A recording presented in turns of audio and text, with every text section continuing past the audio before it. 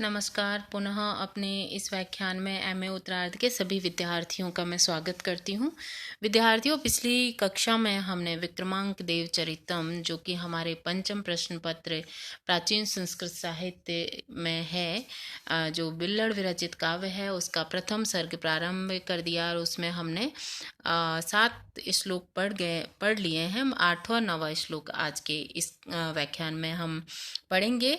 तो पिछले श्लोक में कवि ने पार्वती जी, सरस्वती, वाग देवी सरस्वती आप सब पर प्रसन्न हो, इस भाव से उन्होंने प्रस्तुत श्लोक लिखा था।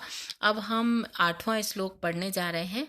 इस श्लोक में क्या है, क्या हम अध्ययन करेंगे, इसके का संकेत कवि के द्वारा इस प्रकार से दिया गया है कि गणेश के कर्षी कर आपको प्रसन्न करें, इस भाव का प्रतिपादन इस पद में किया गया है। तो हम श्लोक का अध्ययन करना प्रारंभ करते हैं। आशेष विघ्न प्रतिषेध अक्षत मंत्राक्षतानमेव दिंग मुखेशु विक्षेप लीला कर्षीकराणाम करोति व प्रीति अभिमानस्य है। तो देखिए, इस श्लोक के अन्वय के ऊपर हम एक बार दृष्टि डालते हैं। इसमें बताया गया है इभानस्य अशेष विघ्न प्रतिषेध दक्ष मंत्राक्षतानामेव कर्षीकराणाम दिंग मुखेशु विक्षेप लीला व प्रीतिम करोतु। तो शब्द से हम इसका अन्वय में एक बार अर्थ देखते हैं। तो देखिए, इसमें क्या कहा गया है, इभान नश्य है, यानी इभान नश्य का तात्पर्य है, इसका अर्थ है हाथी के मुख के समान मुख वाले गणेश जी के। तो हाथी के मुख के समान मुख वाले गणेश जी के इब का मतलब है हाथी, आनन यानी मुख। तो इब आननश्य यानी हाथी के समान मुख वाले गणेश जी के। हाथी के समान मुख गणेश जी का क्यों है? पौराणिक मान्यता के अनुसार हाथी के सिर को गणेश जी के सिर पर आरोपित किया गया था, तभी से वे गजानन हो गए, यानी गज के समान आनन वाले हो गए। आगे जो दूसरा शब्द है उसका अर्थ आप देखेंगे क्या है शब्द, अशेष विघ्न प्रतिषेध दक्ष अक्षत मंत्राक्षता नाम। तो देखिए, कहा इव समस्त विघ्नों के निराकरण।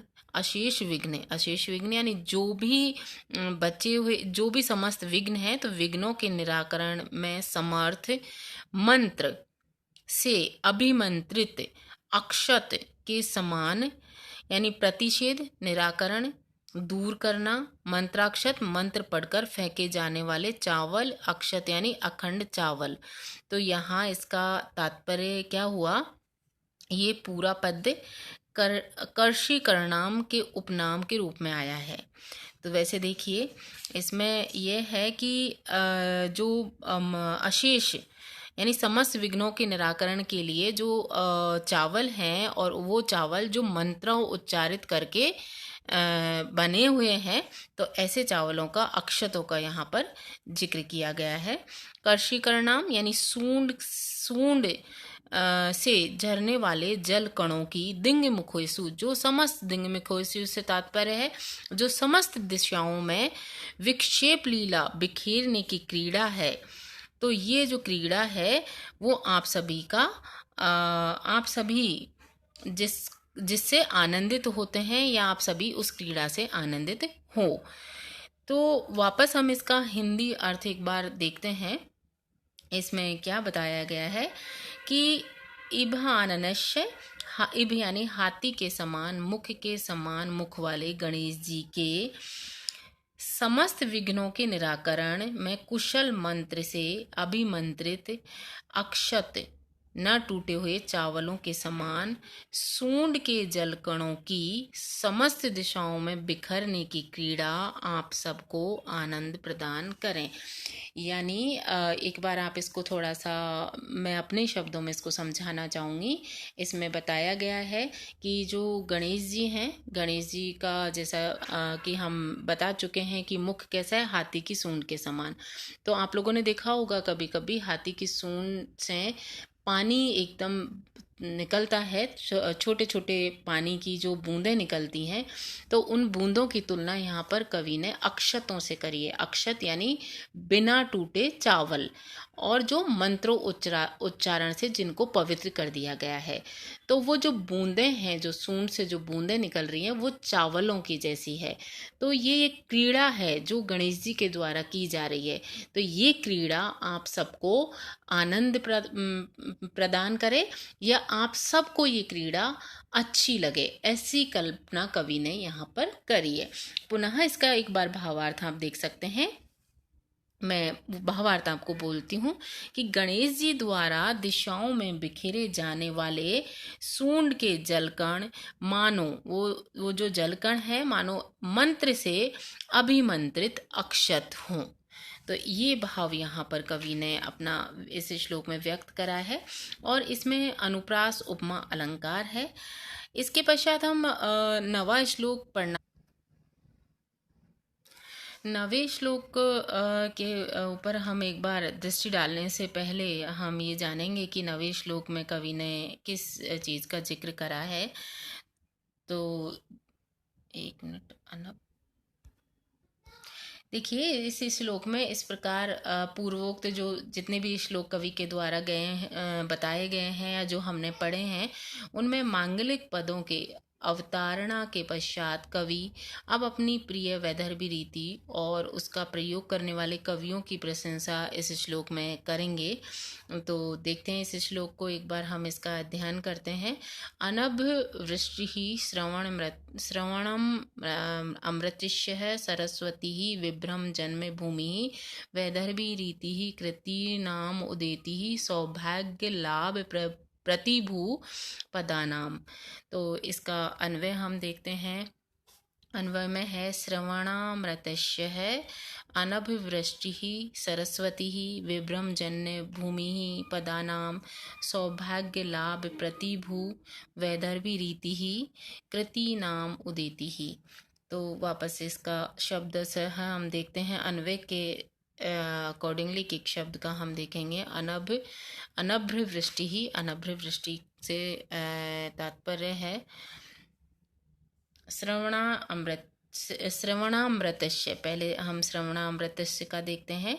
तो श्रवण इंद्रियों के अमृत, श्रवणामृतस्य का मतलब है श्रवण इंद्रियों के अमृत की बिना बादल के वर्षा। अनभ्रवृष्टि यानी बिना बादल के वर्षा। तो इसका पुनः एक बार अर्थ देखिए। अनभ्रवृष्टि यानी बिना बादल की वर्षा, अभ्र यानी बादल, अनभ्र यानी बिना बादल की, कारण सामग्री के अभाव में भी होने वाली रस वृष्टि। यहाँ कोई कारण नहीं है, लेकिन बिना कारण से भी होने वाली वृष्टि। श्रवणामृतस्य, कानों के लिए आनंददायक अमृत रस की। किसकी वृष्टि हो रही है? जो हमारे कानों के लिए जो आनंद है, उस आनंद की वृष्टि यानी वर्षा।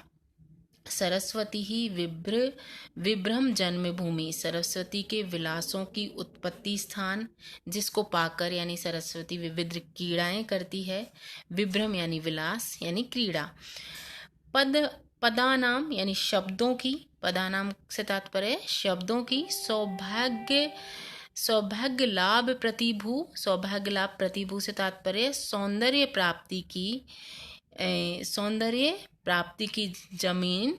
जिस प्रकार प्रतिवादी के न रहने या उसके दे अंश को देने से इनकार कर देने पर जामिन को उस अंश का भुगतान करना पड़ता है, उसी प्रकार वैदर्भी रीति अन्य सामग्री के न रहने पर पदों के सौंदर्य को आदान करती है। ये भाव है यहाँ पर। प्रतिभू यानी, प्रतिभू का मतलब है जामीन या जमानत देने वाला या गारंटी देने वाला।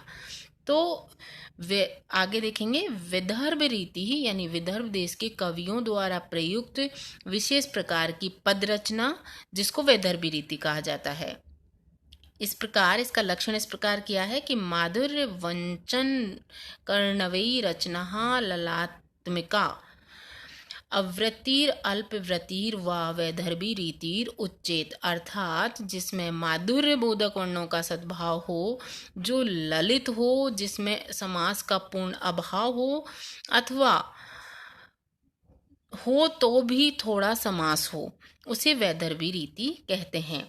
कृति नाम उदेति, भाग्यशाली कवियों के काव्यों में वैदर्भी रीति उत्पन्न होती है। कृति यानी भाग्यशाली या पुण्यात्मा जो कवि होते हैं उनके ही पद्यों में वैदर्भी रीति आती है।